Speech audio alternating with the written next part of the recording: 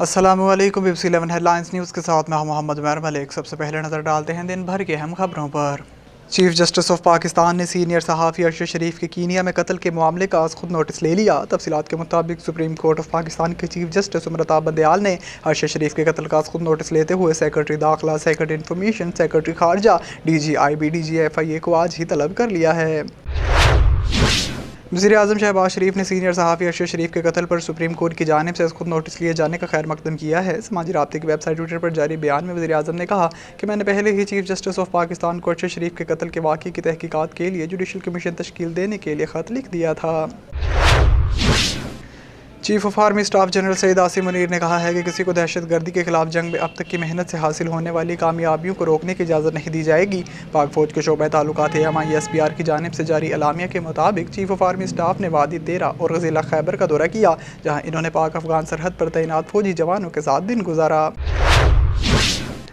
Lahore high court ने cipher audio leak scandal में इमरान खान की FIA में तलबी का नोटिस मुअत्तल कर दिया। तफसीलात के मुताबिक इमरान खान की साइफर ऑडियो लीक केस में FIA की जानिब से तलबी के खिलाफ दरख्वास्त पर लाहौर हाई कोर्ट में समाअत हुई। हाई कोर्ट के जज जस्टिस असजद जावेद गराल ने इमरान खान की दरख्वास्त पर रजिस्ट्रार एतराज़ ख़त्म कर दिया और रजिस्ट्रार ऑफिस को दरख्वास्त समाअत के लिए मुकर्रर करने की हिदायत कर दी और इमरान खान की FIA में तलबी का नोटिस मुअत्तल कर दिया।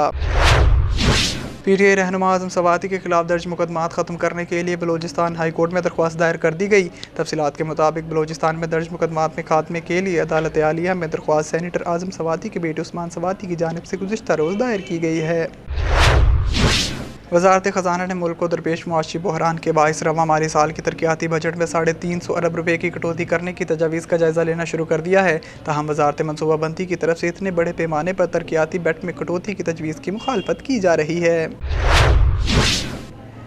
ईरान में महिसा अमीनी की पुलिस हिरासत में हलाकत होने वाले मलकगीर एहतजाज के दौरान गिरफ्तार होने वाले 5 मुजाहिरीन को मौत और 11 को तवील अरसे की कैद सुनाई गई है। आलमी खबरसां अदारे के मुताबिक ईरानी अदलिया के तर्जुमान मसूद सताइशी ने प्रेस कॉन्फ्रेंस में बताया कि मुजाहिरों के दौरान पैरामिलिट्री फोर्स को एक एहलकार को कत्ल करने के इल्ज़ाम में 5 अफराद को सज़ाए मौत सुनाई गई है।